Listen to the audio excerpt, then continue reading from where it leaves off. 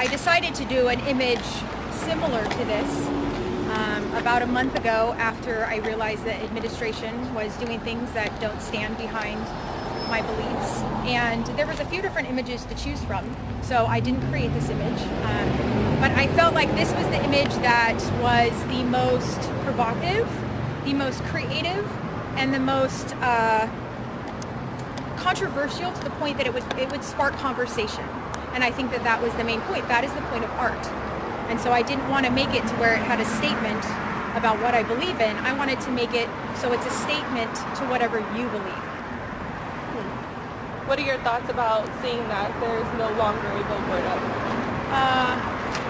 It makes me sad.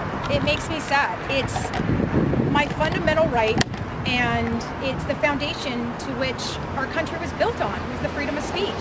And the fact is the fact that this is down shows that not only censorship is alive and well in Chico, that people think just because they find something offensive, they have the right to call, complain, and get it down. So what's going to happen is Stott Advertising has a breach of contract now, and so he's going to get sued. So now this is a can of worms for them if they don't put it back up, and I will win, because in the contract, nowhere in it does he say we have the right to refuse whatever image we decide does not fit with our principles. And so what happens here is conservatives and people who are Trump supporters, or whoever you believe in or whatever you do, this in itself is not a win. This is a loss for every single person. This means that anyone can say, I don't like that pro-life billboard. I don't like that Jesus said that I would die, or that the rapture is coming because, oh my God, how am I going to get the kids to school if there's a rapture? What are we going to do if we start censoring things? And the fact is Stott Advertising, the owner Jim, he's opened this up. You can't do that. You can't pick and choose what we see, what we hear. And the truth is this should spark conversation within our community. Why do you feel like Trump is fit to lead? Why do you feel like it's okay that he said more negative things about a comedian and an actress than he did about a group of white nationalists? How safe do you feel in our country if you are LGBTQ, if you are a person of color, if you are a woman? And the truth is, I am not speaking of hate, and I don't have this hateful speech. It's very opposite than what Chicoans think. I don't care what you think or believe in. In fact, I invite you to have your freedom of speech, and I don't want to take that away from you. What I'm asking you to do is embark in conversations that promote non-violent speech, promote thought, promote facts, right? Like, this isn't about opinions. This is about the state of the world and what you can do to make that different. And so that's all it was meant to do. And the fact that I'm getting death threats because of that, because I feel like Trump is unfit to lead, no, I am not promoting hate. What I am is I'm speaking up against hate. And I feel like that is a much different thing, and that's what needs to be spoken about here. I am speaking out against hate by saying what I support, who is welcome at my shop.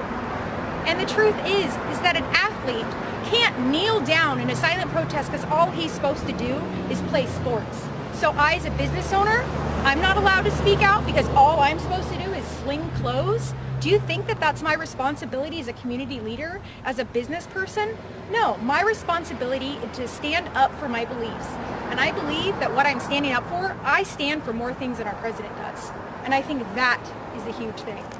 What were you told about why it was taken down?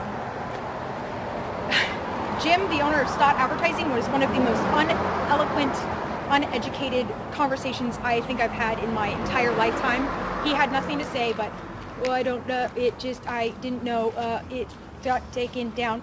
And what he meant to say was, people are upset, I don't want to cause waves, so I'm taking it down.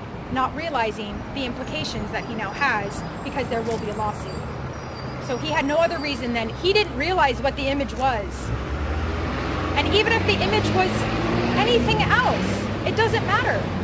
It doesn't matter unless you say yourself, our advertising agency stands behind these principles and won't print anything we don't believe in. That's what you get. That's what advertising is.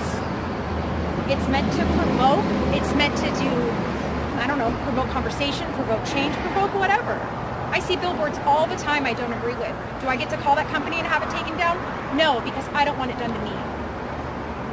Can you explain the image? Because I don't want to explain it you are the one who designed it.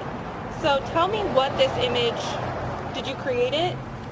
Did you find it online? I had it created through a few different images. There was an image of Trump with swastikas, and I felt like it was a little bit too much.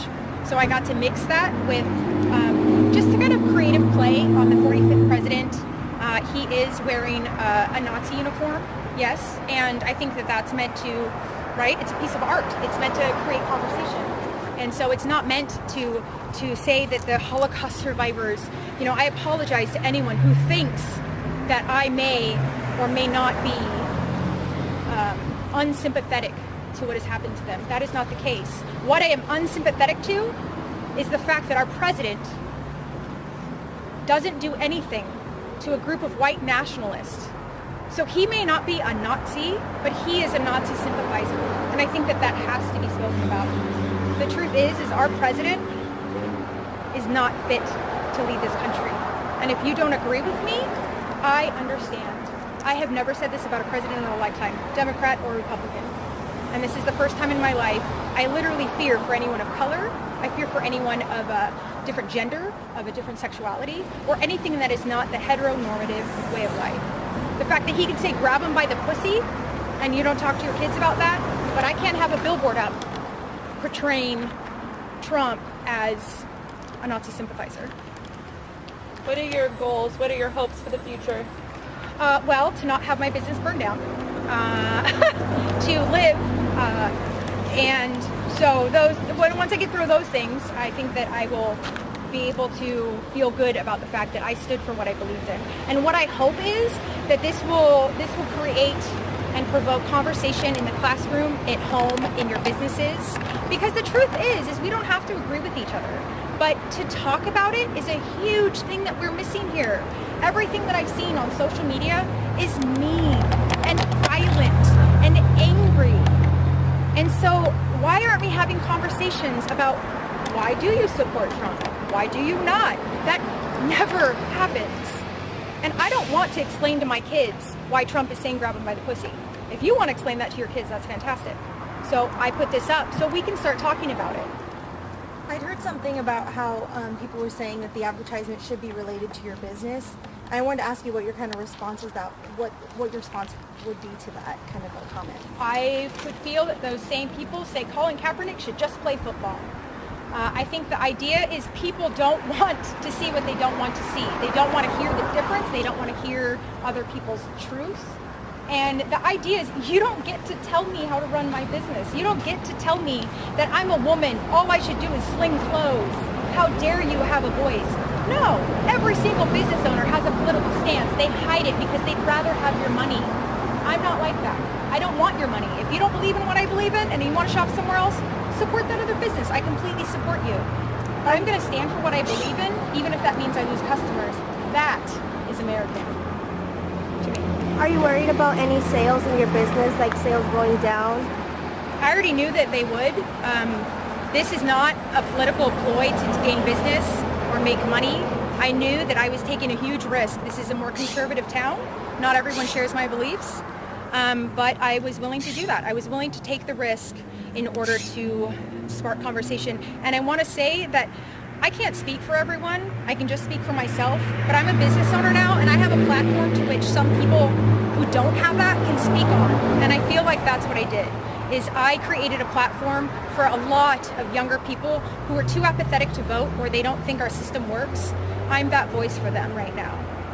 And that's all I wanted to do. I knew that I would lose business. And if I gain business, amazing. But if I go out of business, at least I stood for something. Aren't you remotely new? Yeah. When did you open? In November of last year, but I did a grand opening in March in the front of the Garden Walk Mall. Wow. Yeah. But I've always decided that if I was going to go into business, that I would mix activism. You know, it's sustainable fashion. It's the idea that everything stays within our community. I buy clothes within our community. I give money to the girls and, men and people and whoever in the community. So everything stays here. And so sustainable fashion means I'm not creating any excess nor any waste. So stop buying your clothes at Forever 21 and Rue. Start buying your clothes that will last a lifetime and stop supporting makers in China and other countries. This business itself supports my community, and every single month I give 5% to a different local nonprofit. So my whole idea was, yes, you can be cool. You can mix activism and fashion. Nobody ever said there's a rule book for being a business owner. No one ever said, if you're a business owner, that is all you are. I am still a person. I am still adamant about my beliefs. And I don't want to take people's money who I don't believe in their politics just to lie to them or just to tell them that, you know, I think that you're a hateful person, but I'm going to take your money anyways. That's exactly what President Trump does. Why do I want to be like that? So I'm hoping I can give other business leaders a chance to do that, although I don't think they will, because unfortunately, this is how change happens, and if no one stands with me, it won't happen. And unfortunately, I think that Chico's not ready for anything like this, which is why kids come here, they crash the place, go to school and leave. Make them feel welcome. Are you afraid? Yes, very. I'm scared, I'm nervous, I'm shaking every day, I haven't been able to eat, but I'm not gonna hide. I'm not gonna hide. I'm gonna stand behind my beliefs. I'm doing it in a non-violent fashion, and I don't think I deserve the kind of bad media attention that I've gotten, but it comes with the territory, and I knew that this was gonna happen. So yes, I'm afraid for the shop, I'm afraid for my employees, I'm afraid for, you know, vandalizing, anything else that might come with this. It might not happen now because the billboard's down, I'm unsure, but I have gotten enough negative comments on Facebook and Yelp and Google that are just slanderous, just trying to get us to go out of business. So I'm seeing an equal amount of support as I am not support, but for some reason the not support, the 1-star reviews, they're so mean and malicious that that's what stands out more. I mean, when someone tells you that they want you to hang themselves, and if you don't follow through with it, that they're gonna help you, you tend to remember that over the support I'm getting. So I am having it's sad. I knew that this would happen, but I did not know that this many cruel people lived in Chico. And that truly makes me afraid for women, people of color, and people of the LGBTQ community. I think I'm good. Did you notice any drop in sales today? Have you checked? It's average. Average? Yeah, it's Well, average. that's good.